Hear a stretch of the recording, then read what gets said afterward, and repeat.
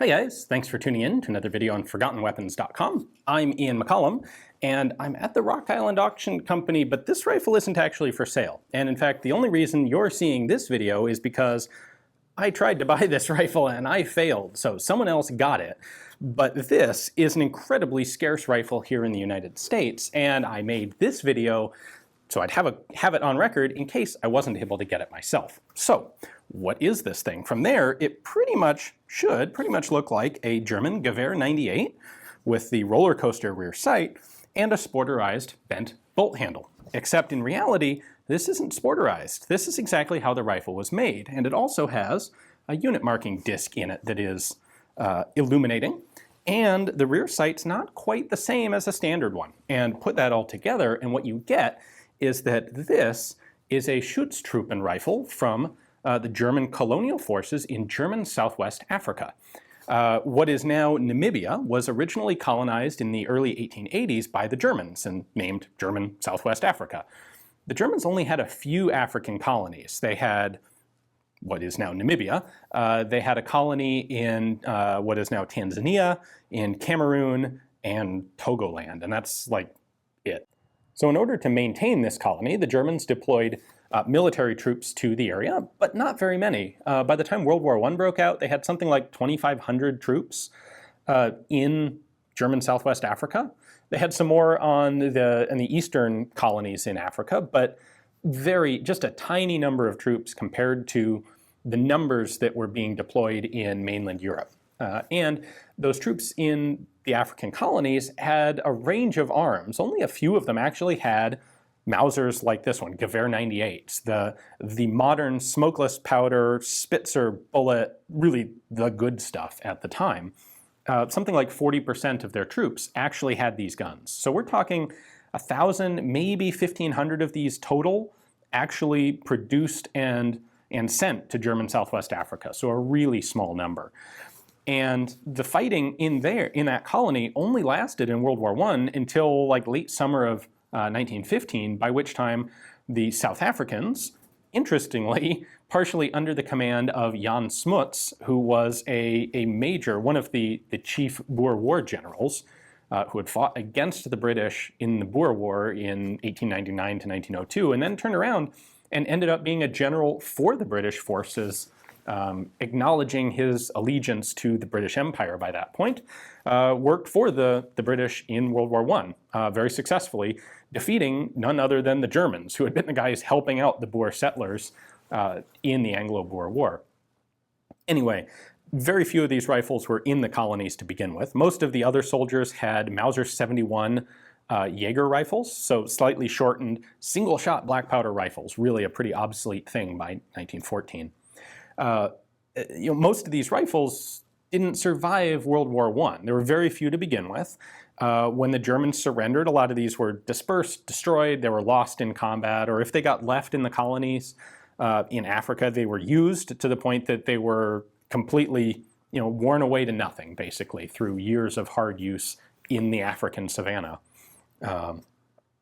And I'll be honest, I never expected I'd see one of these in the United States, which is why I'm doing this video on one. Hopefully I end up having it in my own collection and you don't see this video, but moot point, because if you're seeing it now, I don't have it. Anyway, I actually saw a couple of these in South Africa, and unfortunately I didn't have a chance to do a video on any of them there, so I was really excited to find this one. Anyway, I'm rambling now. Let me go ahead and show you what's actually different about these rifles, because it's pretty subtle. So the most obvious differentiation between these and a standard Mauser 98 is the bent bolt handle. This is something that could be sporterized and faked, so it's relevant to, make sure that the bolt's actually matching, and in this case, it is. Serial number there is 9925, and I believe that's either an E or a C. But it's the same as we have on the receiver, and although it's pretty worn, on the barrel. The rifle was made at the Erfurt State Arsenal in 1902.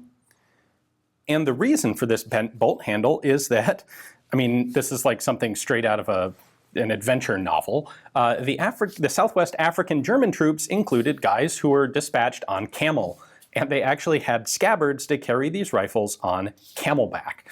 And The bent bolt handle makes it much easier to drop the rifle into a scabbard, as opposed to having a straight bolt handle that's going to catch on the edge of the scabbard. So, of course, they have also scalloped out the stock, just like they did on the Mauser carbines, the Mauser 98 AZ carbines, so that you have a way to grasp the bolt to cycle it.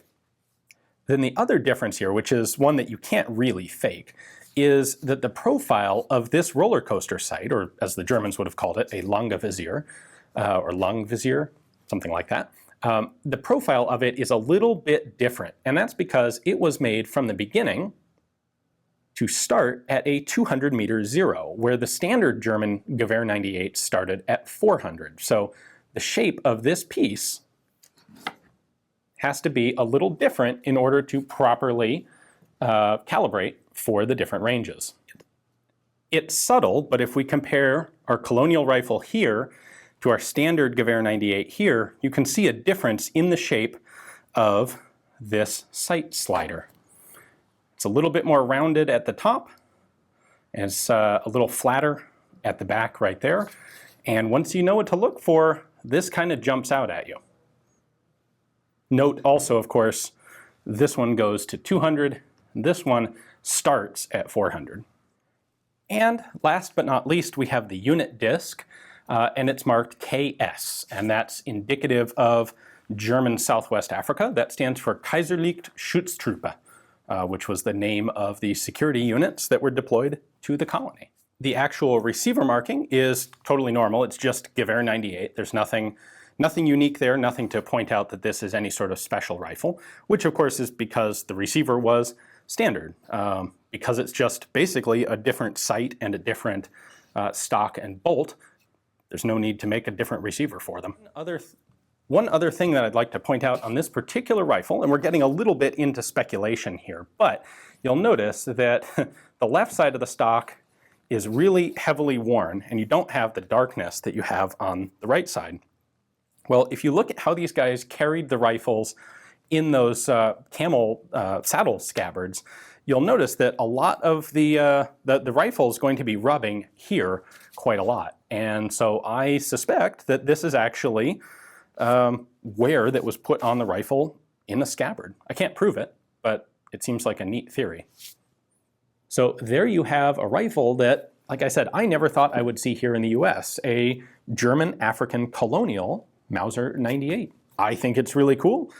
Some of the African colonial wars, African border wars, African brush wars, they're all these really, to me, really interesting small-scale conflicts that are fascinating to study. So anyway, hopefully you enjoyed the video as well. Make sure to tune in tomorrow, and we'll be back with another interesting forgotten weapon.